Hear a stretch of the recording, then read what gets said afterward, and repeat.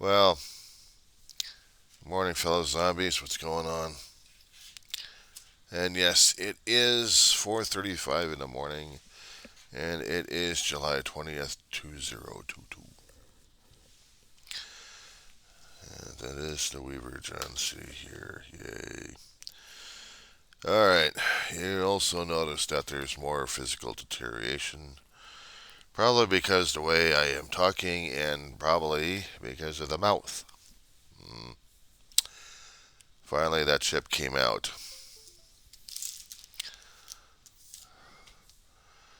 Which left me with, yeah, I'm not happy about it either. I mean, said before, a long time ago, I never trusted doctors. The things I should have trusted was dentists. Unfortunately, dentists usually work around nerve endings, and they usually get on my endings. But I should be man enough to deal with the pain and stuff. Now, unfortunately, when you're going over to the dentist, you don't have options concerning about pain. You have to deal with the damn thing. And you hear this, oh, I'm sorry, just will grind out your teeth here even more with more pain. Would you like another shot? No! No, we don't want a needle, thank you very much, because I don't like this damn thing going into my damn mouth like it is. I just want you to stop. I wanted my teeth fixed, but I sure as hell didn't want to own this damn pain. Yeah, I love that one, didn't I? A long time ago. In order to take care of your damn teeth, I mean, really do a deep professional cleaning. Some people probably couldn't deal with the pain as much, so they opted for the anesthetic. Or dentists would say that they're going to give you the anesthetic. In order to do that, they used a stuff called banana cane a long time ago. It was a pinkish stuff that they'd use, derivative of lanacane or cocaine, but without the chemicals to get you high. It was just the chemicals to get you numb, get you on a. I love this one. I mean, you had to keep the swab on the spot where they're going to do the injection. And then take out a long ass horse needle after about 15, 20 minutes after your tongue is dead. And maybe the area is affected, so now they take out this fucking long ass horse needle and. It's a good thing I was watching this damn thing. I felt it. And during the time, thank God, there was cassette players that I could actually scream out my eardrums and play rock and roll. I'd had one particular soundtrack that if I know I was going in for deep cleaning and they were going to be anesthetizing my mouth, I'd turn this damn thing on like crazy. They could hear the music, and they know I was trying to zone out because I didn't want to feel the damn thing. I felt it. I didn't want to scream. I almost screamed. I didn't want to see it. So I kept my eyes closed while listening to the music. And while they're doing their numbing shit with the damn needle and get the chemicals into the gum, and then they bring out the equipment.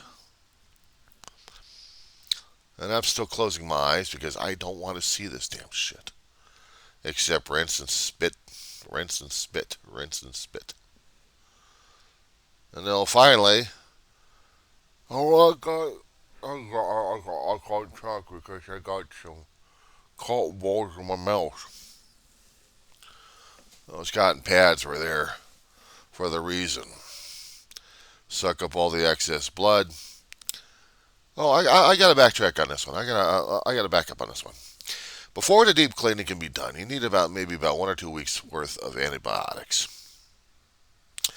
The antibiotics were supposed to be killing off every damn germ in your body. So in case you get any errant germs or bacteria in the place, it won't go into the bloodstream and it won't get my heart. They were worried more about that situation because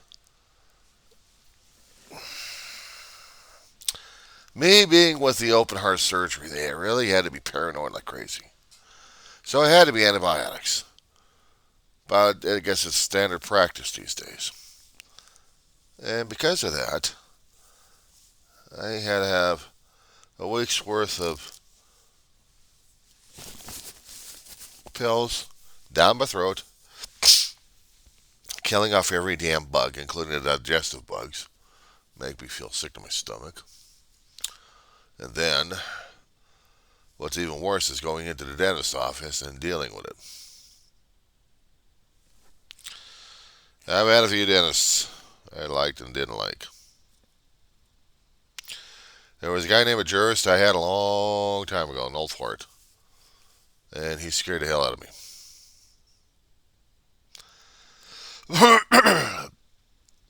I don't know why it was about this old dentist, but he was almost on the same caliber as Stopek, I think. And he still scared the shit out of me. And then there's this young understudy of his called Stein. I grew up around this guy. And he knew I didn't like needles. He knew I didn't like needles. But he still worked with needles anyway. Moved out of his area a long time ago. So I trusted the dentist. Well, him I trusted. It wasn't exactly going to be painless, but he was going to be going in there and doing the job anyway. Then when you get new insurance, he had to get a new dentist because he wasn't covered under it. Or else he moved out of the area and I lost track of him ever since. Some of the good doctors and dentists is gone. I did say good, didn't I? I reluctantly trusted him because he was the only dentist I knew. I didn't trust anybody else.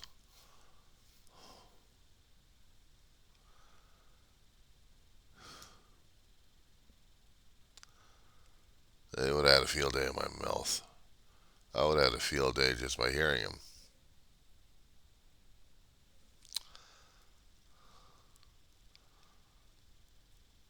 And yeah, I still feel uncomfortable around those times in the dentist. After they did the work, they packed you up. Come back in 2 weeks. 2 weeks? Yep. Wait until the mouth heals up a little bit, then come back in, and we'll do it all over again. Oh no! Oh yes. So imagine taking a day off or two, and you're on a medication, usually Vicodin or something else. I'm usually popping in Tylenol left and right.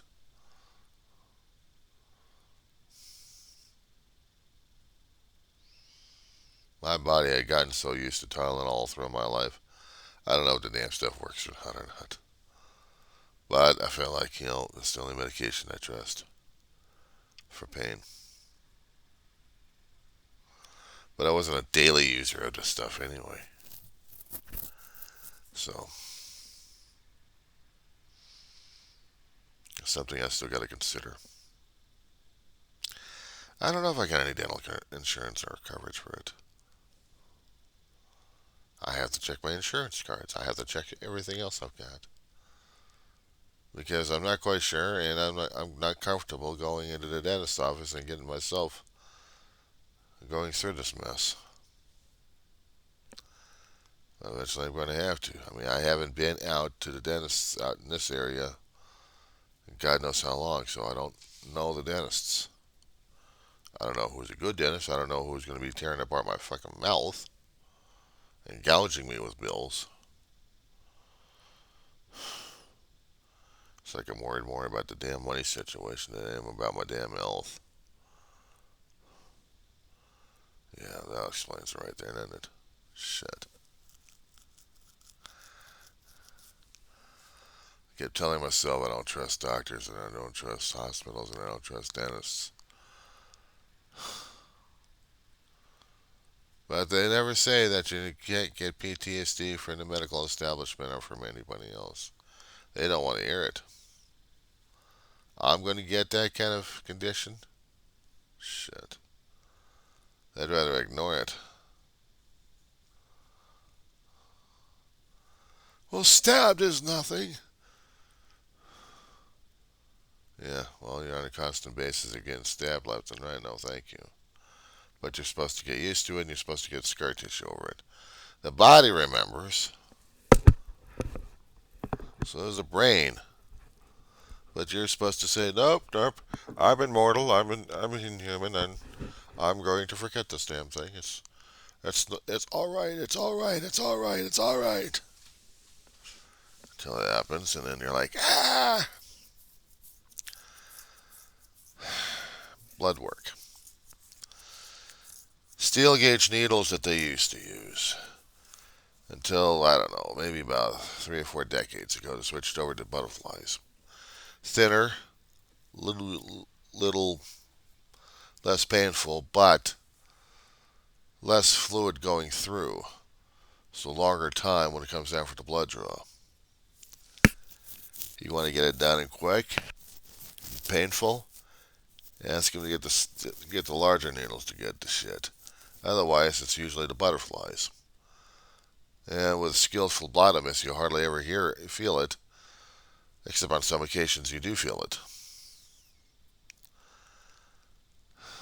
and still build up the scar tissue.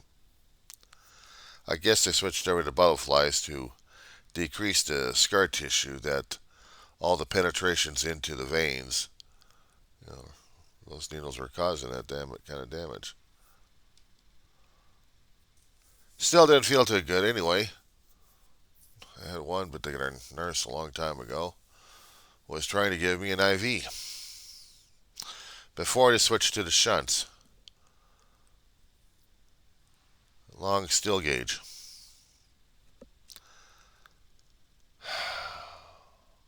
3 needles, 5 times, and she still couldn't hit a broadside of the barn. I was trying to go for eye surgery at a hospital. Get my eyes corrected. They were with the wandering eyes. I look at you, one with one eye, and the other eye would wander this way. I switch off, and the other eye would wander this way. So now they're like, somewhat. But I had to take eye surgery to do that. Outpatient surgery centers could do it like crazy, but this is before they had the outpatient surgery centers. Now you got the hospitalizations back then. You stay overnight. You get ready for the action in the morning. Actually, you stay about 1 or 2 days. You get you checked in, blood worked. Hated needles. Deal with the hospital food. Deal with the nervous Nelly and such and stuff like that. Wake up early in the morning, about 3 or 4 o'clock in the morning. All right, John, time to get up. Where's breakfast? You don't need it. So I guess it's about. I didn't stabilize. Maybe they kept me in there for about 2 or 3 days before I got before they kicked me out. And I had to have some kind of day healing in the hospital, just so they can check up on my eyes and check up on my blood pressure and see if I'm all right or not. But the day of the surgery, when I actually had it, this one elderly nurse, she just couldn't hit the broadside of a barn. I'm a teenager. I'm scared shitless. I'm trying to think about the 1, 2, 3, 4, 5, 6, 7. And she's trying to do it on the left wrist. She's doing it on the left arm. She can't hit damn thing on the damn thing. So she goes for the other one. 3 times on one, 2 times on the other. And I'm like, I just can't do it. They're gonna have to do another surgery. I don't know what's wrong with this. I'm like, my mother's coming and say, "Oh, you're so brave. You're so brave. You're so brave." I'm shaking like crazy. I couldn't even say that. I couldn't even tell her how much pain I was because at the time when I got in that much serious pain level, I shut down from everybody and just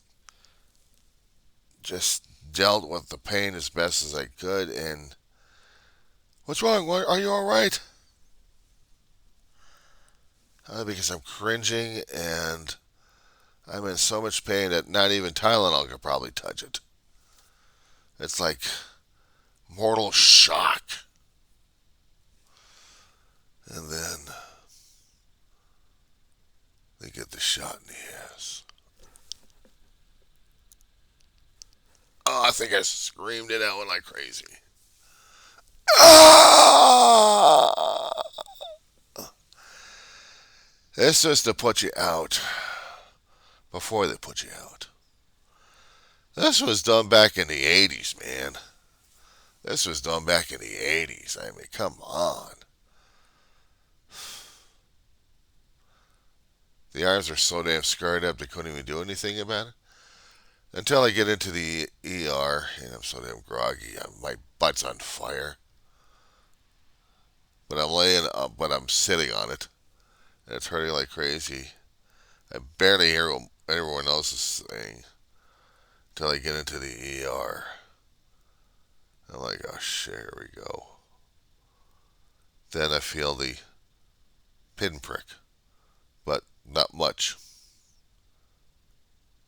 This was the nurse trying to get the IV in there, and she gets in there once.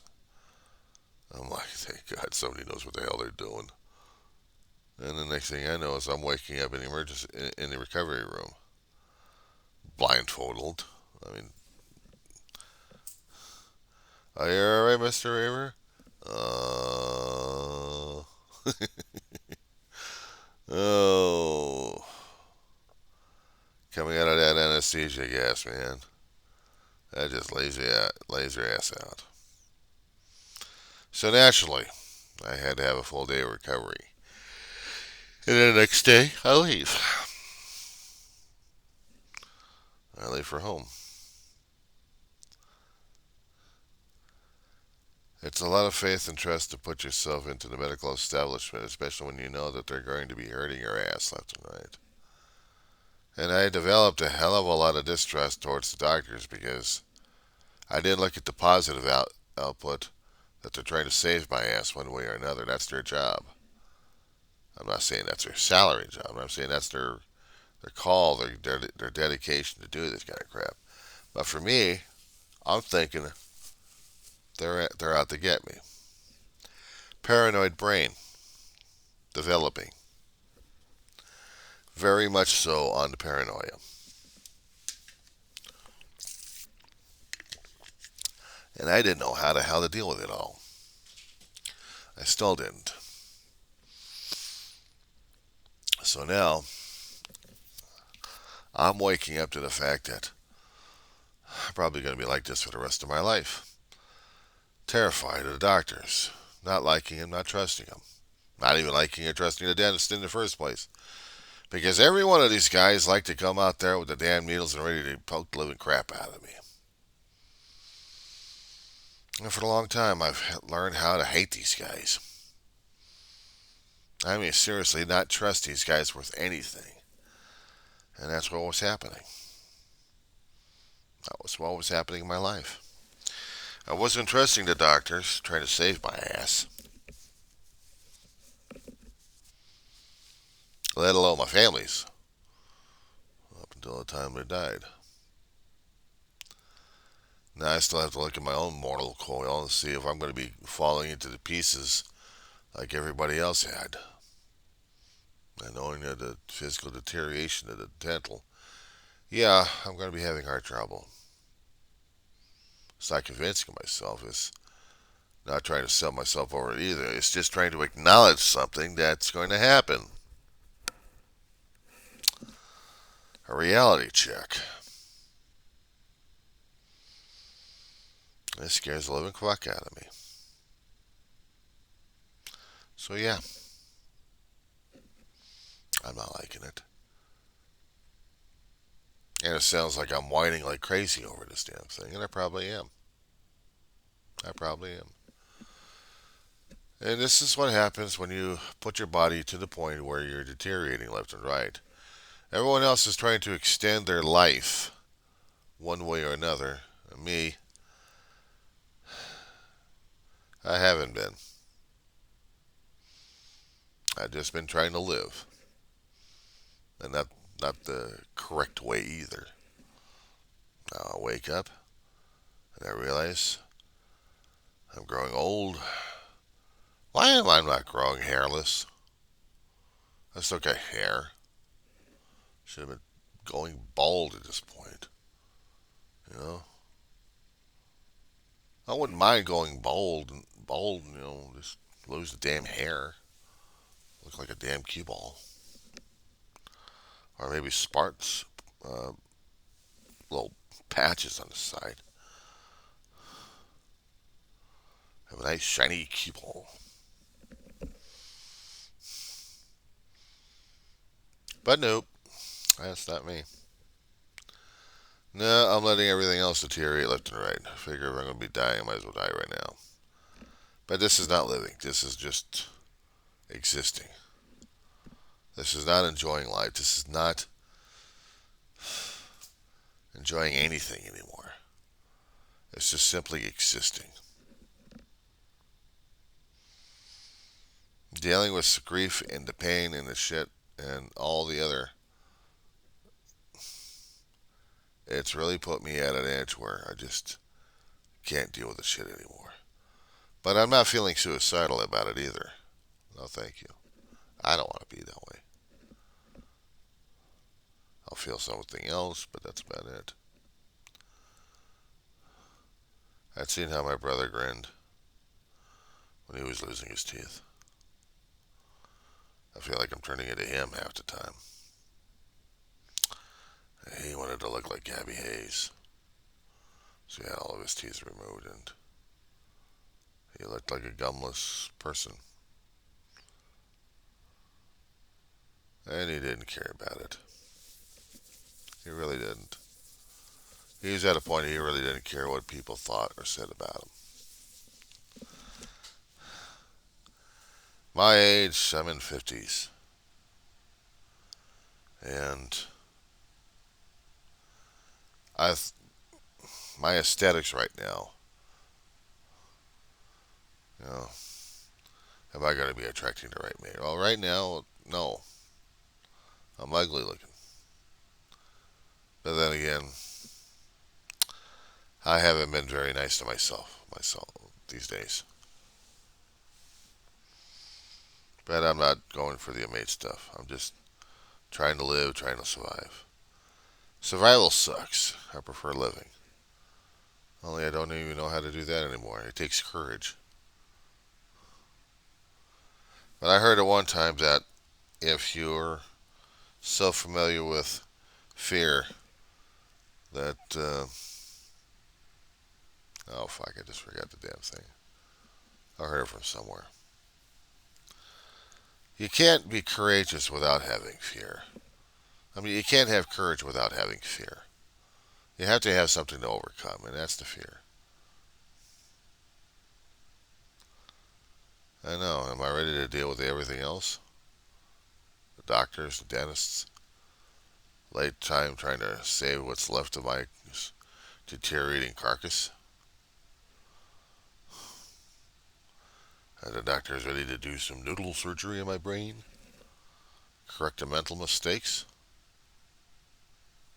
pill me up left and right.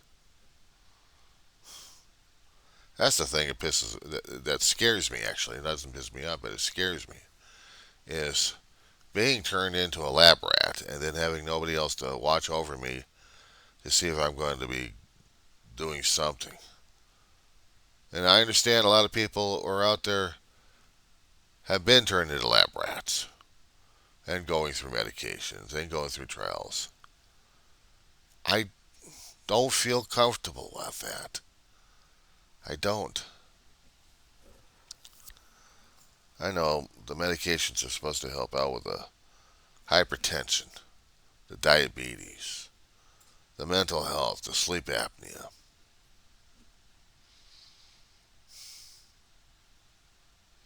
I could take the antibiotics with no problems. The antibiotics I'd be used to. But we're talking about other medications that are going to be screwing around with my damn blood system or my nervous system, or God knows what else they're going to be screwing around with my damn rest of my body here. Let alone the damn brain. That's all I need. Supposed to feel happy? No, I'm just feeling miserable like a son of a bitch because I am a miserable son of a bitch. I have to live with that. People may not like it, but I have to live with it anyway.